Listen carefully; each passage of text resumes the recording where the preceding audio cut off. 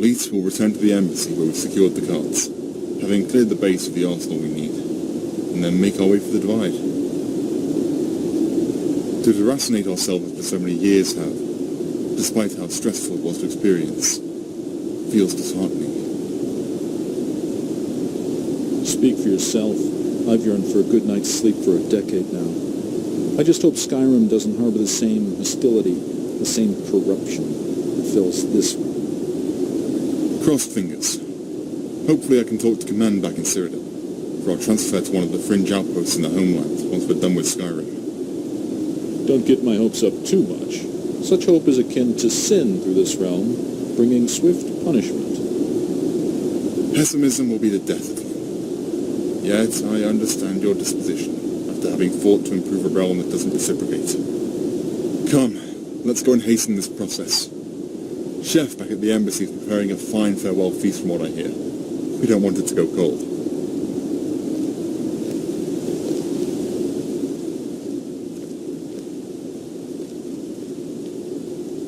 Huh? What back door did you enter through? Must be a master of stealth as well as battle. As for what we're talking about, just making plans for transferring the garrisons over to the Bretons. Disorder in Skyrim calls, and the Empire beckons us to be their vanguard. What else can we do here? It seems most are dead set in digging a deeper hole for themselves despite our best efforts. I know this is disheartening, but I have faith that the Reach, without Mortarfane, may fare a great deal better. That is, if someone less tyrannical is appointed by Sigmane, instead of some doppelganger to the most recent lord, which has been a common theme in this land.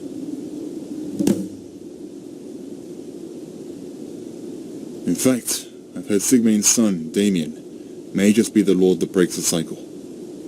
We can only hope. Such a merciful and boisterous leader may bring those sad sods out of their depressive stupor. Word is he's soon to give a speech to the people in Ravenspring. May want to go over there and see what he has to say. You never know. You could drop a word of advice to the prince that may forge a better future in this realm.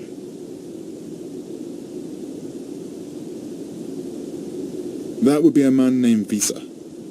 He has a residence within the capital itself. He's not one to hear out every petty request, so make sure any appointment you have with him is of utmost urgency.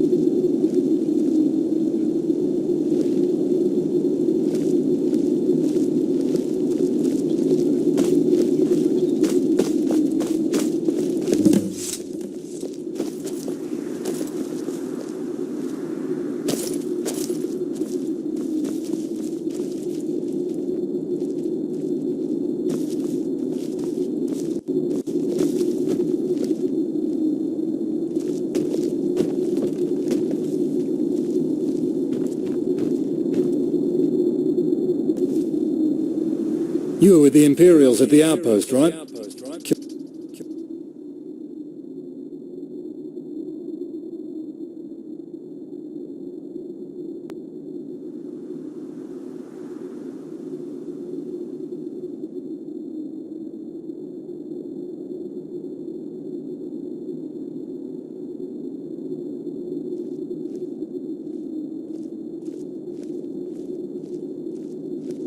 Keep safe. Keep safe. Carry the griffon, Knight of Evermore.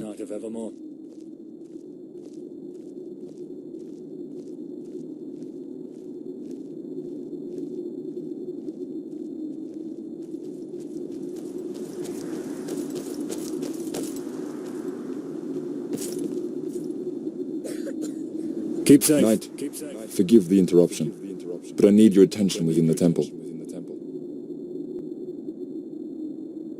Trust me, you will thank me for being so impatient. Please, within the temple.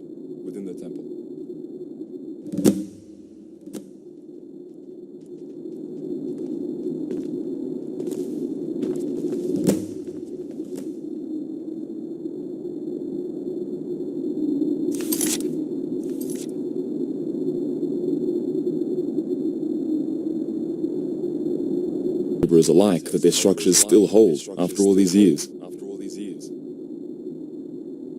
Even the marble still shines, not having succumbed to the ruinous elements that erode our walls every so often.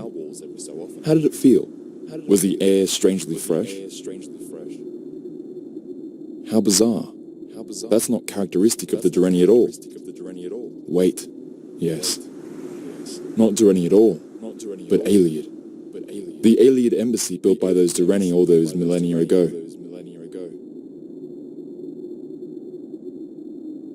You've heard of the Elysian Empire, surely, and their revolt against the Ayleids of Old Cyrodiil, ages before the Empire came to be. Then I needn't bore you with yet another recital.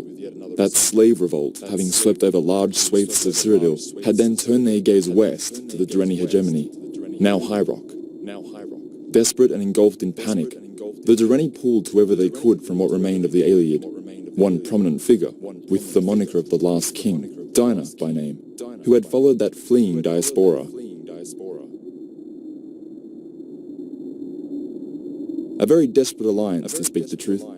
In no other situation would that vile king interact with an outsider, let alone send aid for his kin. When the first Elysian stepped into his periphery, the nightmare was unleashed. The Reach had turned into some damned oblivionscape that would send any timid soul running to the other end of Tamriel. That's what the tomes show, though such a being that was surely the product of Daedric consort could have just faded into the arms of whatever prince he knelt to. When they did breach the inner sanctum, scholars had talked of the interior being a patchwork of human bodies, stitched together from one end of the giant hall to the other. The king and his debauched Ayleid underlings were seemingly unfazed about the assailants at the gate, still immersed in their profaned work. This allowed those forlorn naughts to approach. Upon realizing that his artistry was meddled with, he recoiled and flayed those unfortunate souls who made their advance, almost in an instant. Then came the cacophony of screams, killing those further back immediately after. When it proved futile that mere men went up to the task, Alesia had called upon a friend. All evidence and descriptions of this person pointed to one candidate, Polinial. Not often do the clouds part, and we have a simple tale which can be spun to the young.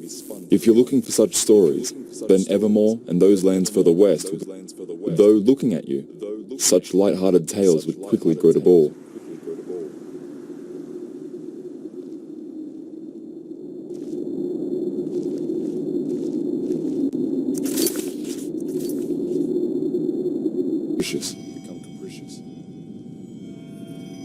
I thought it was fatigue from the exercise, but he was extremely pallid. I've never seen such a drastic turn of health so quickly.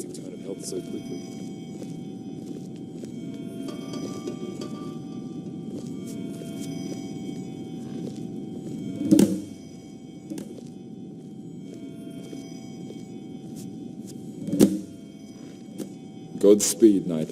Godspeed.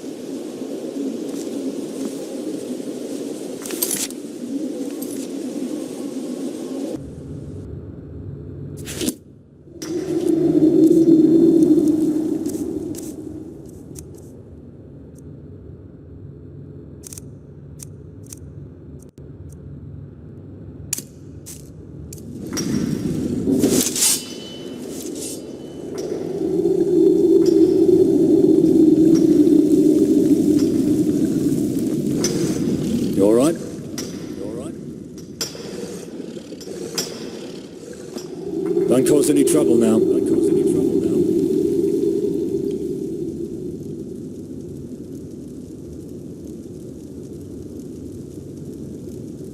Gonna keep staring. Gonna keep staring.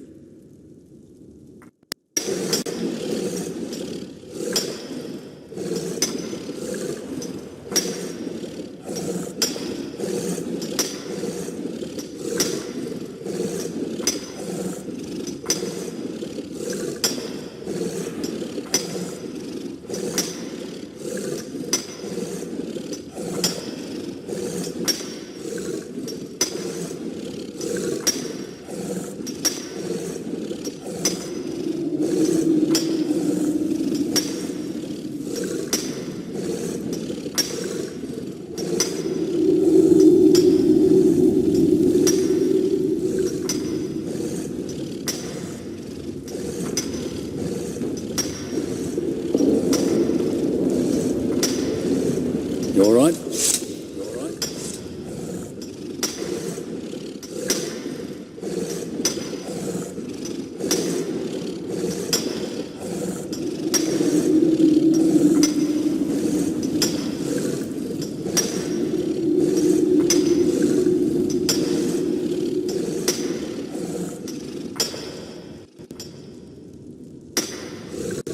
Don't cause any trouble now. Don't cause any trouble now.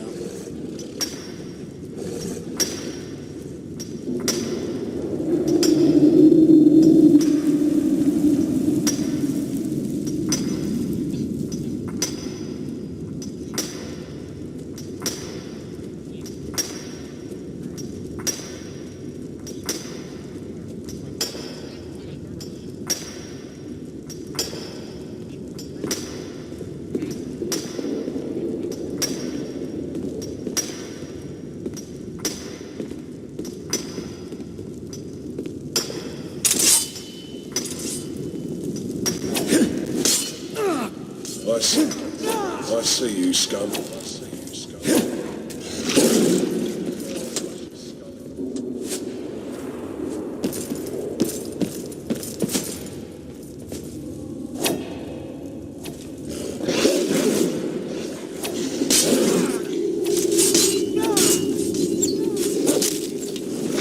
I'll drink from yours.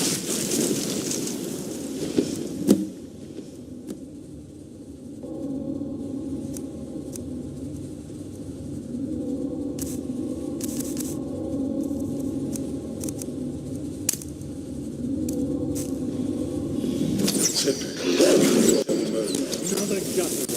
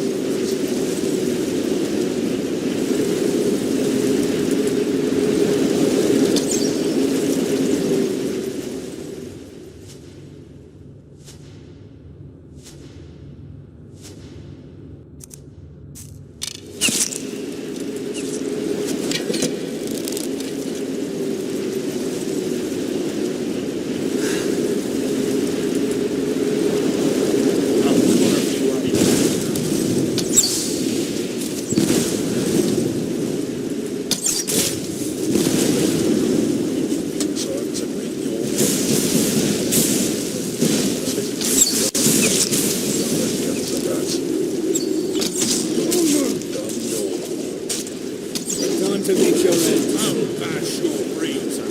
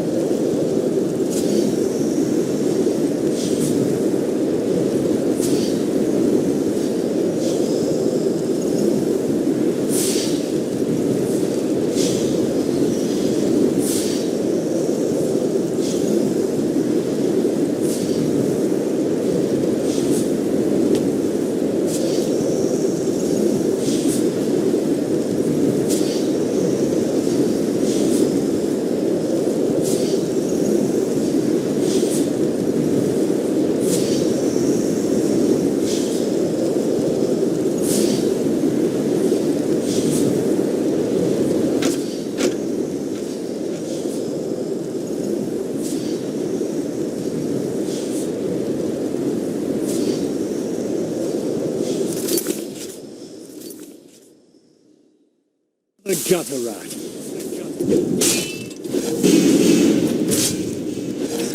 Mara, take me. Take me.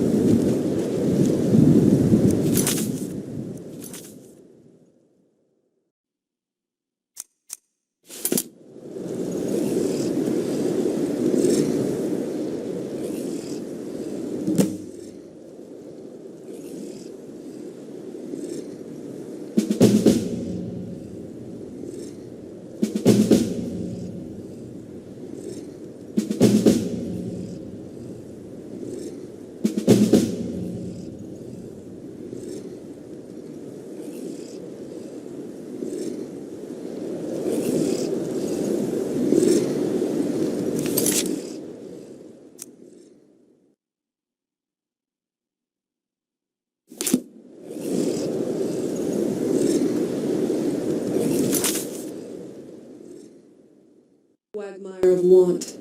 This pocket is collapsing, thus benign entities are allowed passage for a moment. We tried, and will keep trying to stem the tide of horror.